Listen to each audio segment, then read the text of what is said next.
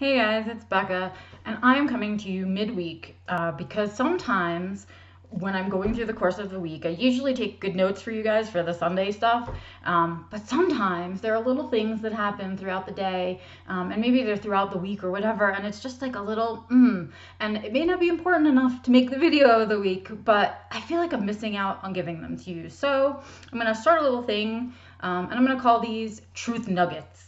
That's what I'm gonna call them. So occasionally, midweek, whatever, whenever I'm feeling like it, I guess, or whenever it occurs and I have the time, I'm gonna share these little truth nuggets with you in this no bullshit game, right? So here we are. This little truth nugget is for the folks who follow me on LinkedIn. Okay, guys, let's have a real conversation about what goes on LinkedIn. It's a big old wave happening in HR right now, so human resources, where you guys are full of talking about diversity and inclusion. Diversity and inclusion, diversity and inclusion. We're encouraging companies to start addressing diversity inclusion, or D&I, right, as part of their HR practices. We talk about training in D&I, and we were talking about all of these great topics in a professional setting, but there's some really big stuff you guys are missing. And I put it and I comment about it as often as I can when I have the time. If I follow you, if you follow me, and we share network in terms of LinkedIn, really anywhere, but if we're talking about LinkedIn stuff and we follow each other and each other's articles, this is for you guys. Diversity and inclusion doesn't stop with race and gender, right? Sexual orientation, it doesn't just stop there. It's not that kind of box.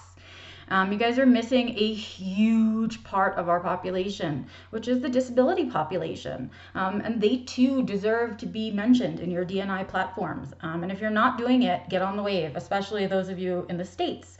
Australia and the UK are way ahead of us in diversity and inclusion, and they have already jumped on board with disabilities. Part of disabilities, of course, is invisible disabilities, just like epilepsy, for example, autism, for example, right? All of the neurodiversities, chronic illness. We have quite a few people who have invisible disabilities, right?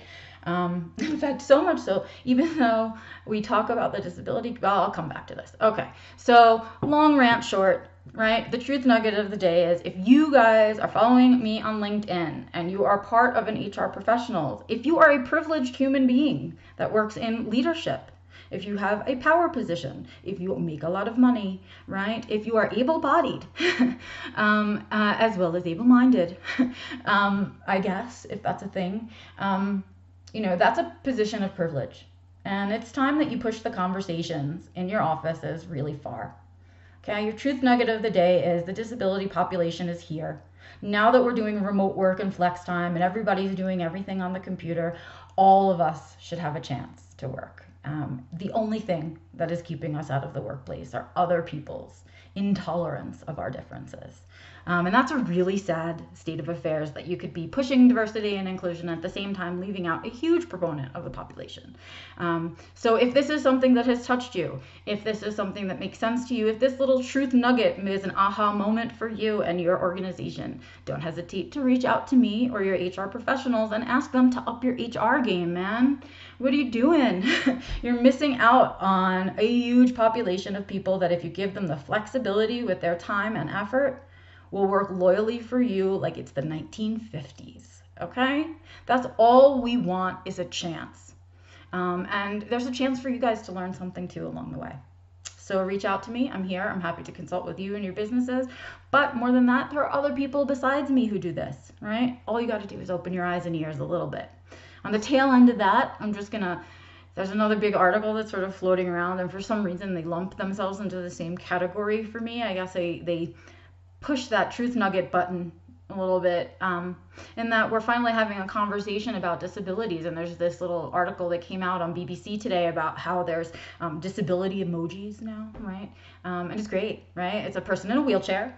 It's a person with a walking stick. It's someone going like this because they can't hear, right? And someone with a prosthetic arm, right? All of the physical disabilities, right? And nothing about these people, just their supports, their wheelchairs, their walking sticks, right? They're guide dogs, right? No, a dog isn't a thing. We'll not even go there. But they're supports. They're being limited to being who their supports are. We are not our supports. Disabled people are not our supports. And I'm excited that this is a step forward in our thinking, that we're even addressing the idea of having disability emojis. But let's just back up for a second, man. Emojis were for emotions. And people with disabilities have emotions. And that's my phone. Have emotions, right? And all emotions, human emotions, are supposed to be expressed by emojis. A wheelchair doesn't express an emotion, right? Chances are disabled people wouldn't be using those emojis. It would be everyone else talking about the disabled people using those emojis. I'm excited that it's a start. I'm excited that it's a beginning. I'm not trying to rain on anybody's parade or be a poopy pants about everything. I'm just saying there's work to be done, because in those emojis, there's not one single invisible disability mentioned. Not one. So there's some work to be done. Get back to the emoji drawing board, I say. More and more work to do. In any case, those are my truth nuggets for today. I hope you guys enjoyed them. And I will see you out there in the interweb. All right, this is Becca Lori Hector, your bullshit detector.